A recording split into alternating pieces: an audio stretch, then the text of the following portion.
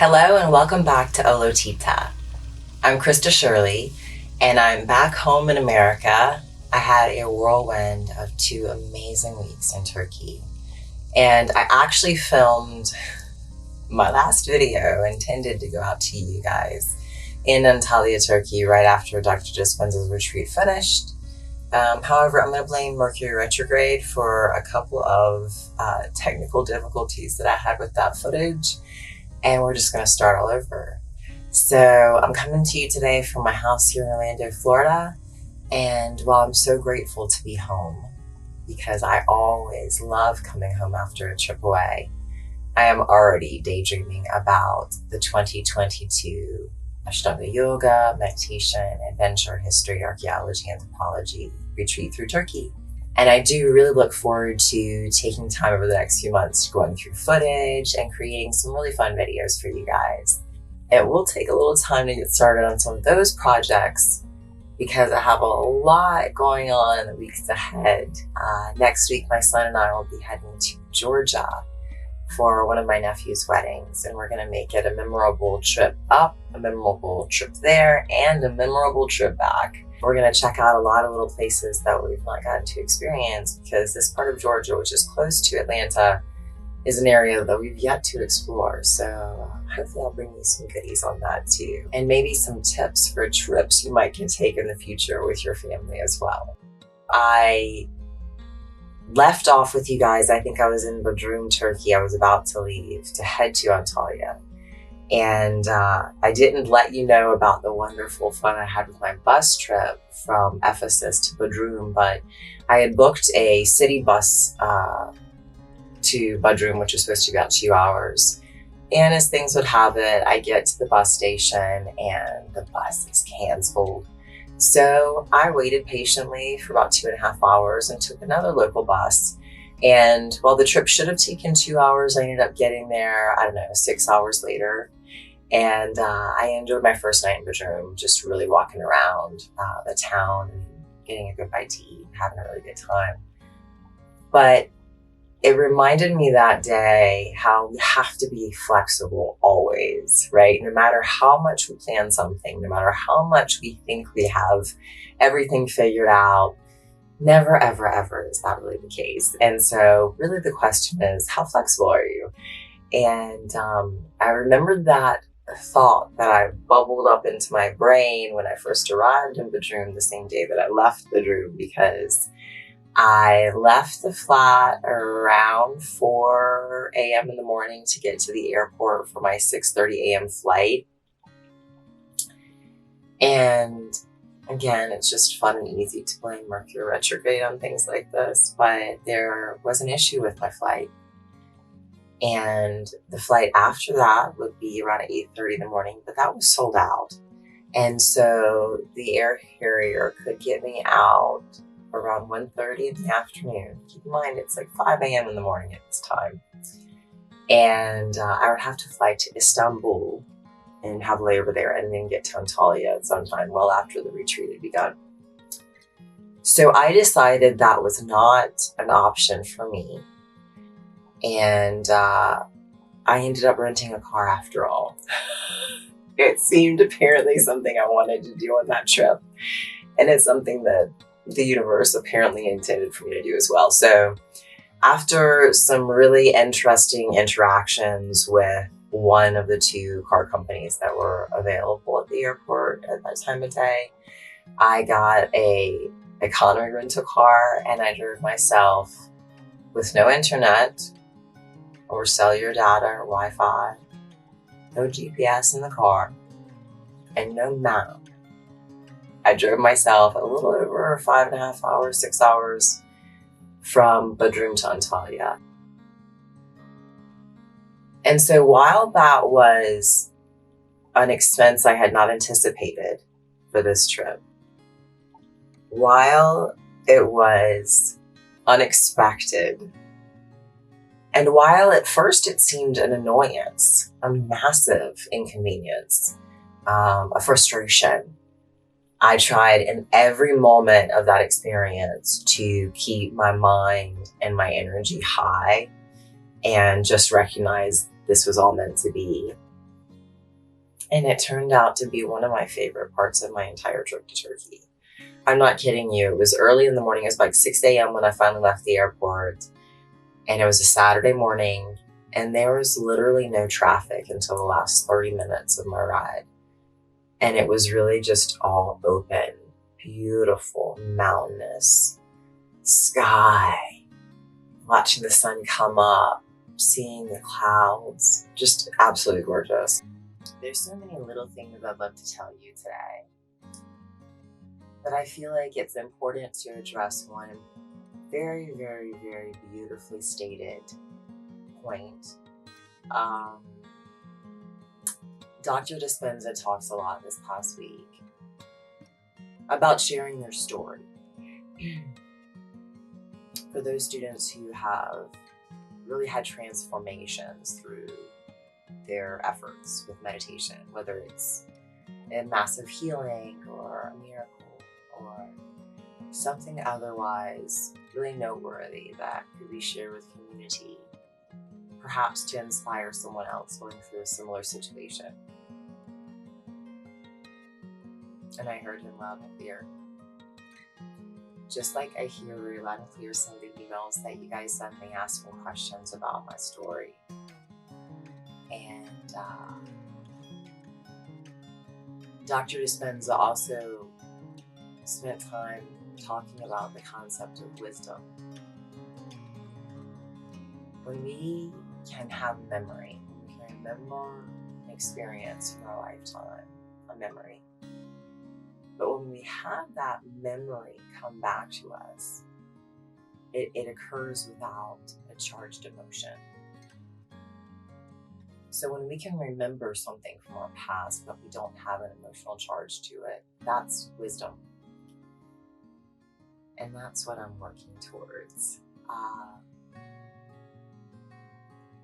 The work I do with my meditation practice, and specifically the brain science work of Dr. Dispenza, we're constantly trying to get into the present moment and really and truly become no thing, nowhere, no time, no body. And we do that so that we can try to connect to a consciousness, a pure consciousness. And I found a lot of healing in that practice. And I don't want to take any steps back from now until the day that I feel I have some wisdom surrounding some of the experiences that I've gone through in the last couple of years. And while I do apologize to those of you who are asking me more questions about my story, I promise you, when I have some more wisdom surrounding my own personal story for the past couple of years, that's when I can really share it with you. And I promise you when that day comes, I will. I only ask that for now you find inspiration in me showing back up, in me standing back up, me not giving up. I don't want you to hear my story and feel sorry for me or feel anything really other than joy for me and happy for me, because I remember when Dr. Dispenza I first heard this phrase that he says about crossing the river of change, and how once you do cross the river of change, you'll look back to your past and you'll not want to change anything, because you'll realize at that moment that every single thing from the past had to have happened to get you where you are now, which is a place of joy and pure love, and a place you don't want to leave. And I'm really close to that place, I feel. Really, really close to it. And the only reason that I've come back in any capacity, I think, is because not only am I moving on from those experiences, but I am creating a new reality outside of them. And that's what's really important. I can tell you some joyful things that have happened in just the last few weeks that seemed impossibilities for me just months ago. The first of which was this trip through Turkey, the first week trekking through Turkey. I genuinely didn't know less than a year ago if I would ever be able to travel the way that I want to again.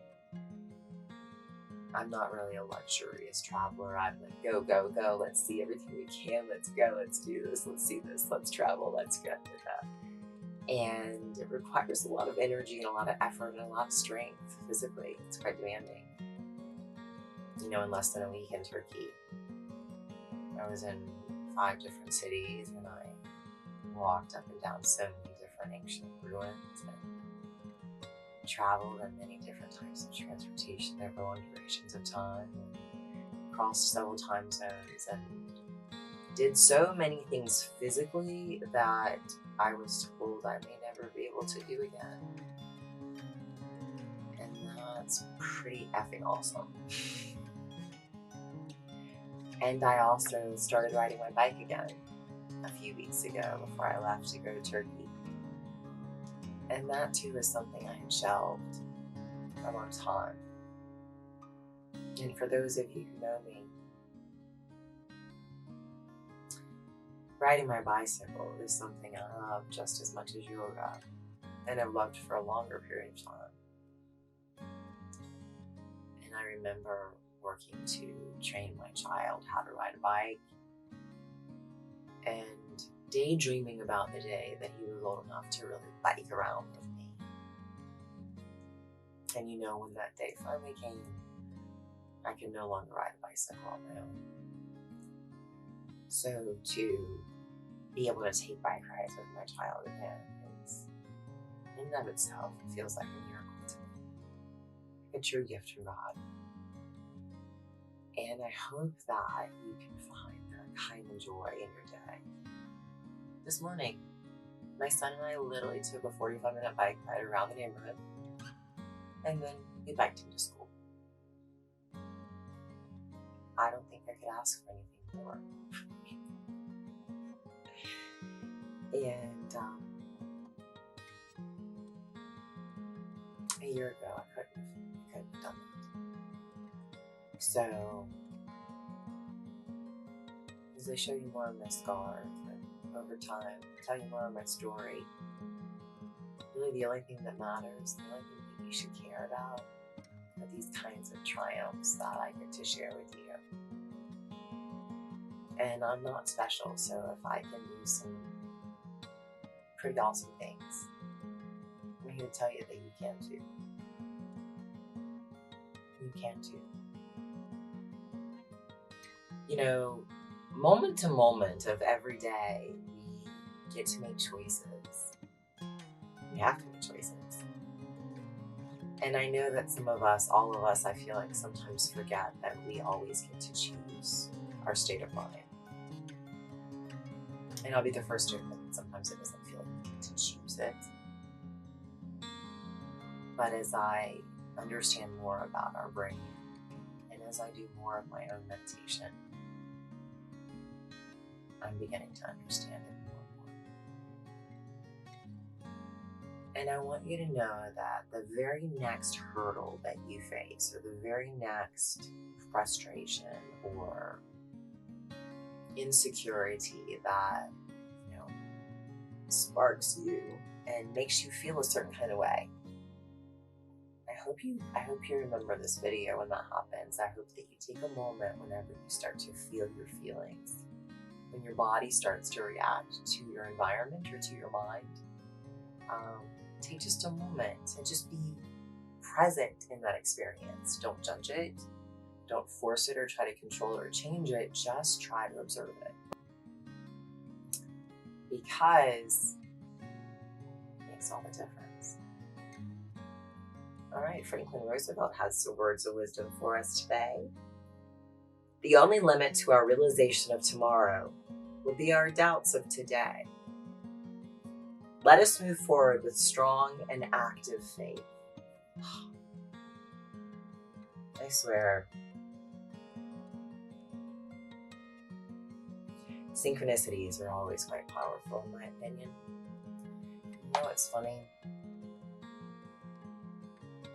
perspective, right? Because one person might say that the synchronicity is just about that, random. I don't know about that. I'm beginning to truly become a believer that synchronicities are truly signs from the universe that we've been asking for. When we slow down enough to pay attention, then we get our answers, don't we? So once again, Franklin Roosevelt. The only limit to our realization of tomorrow will be our doubt of today.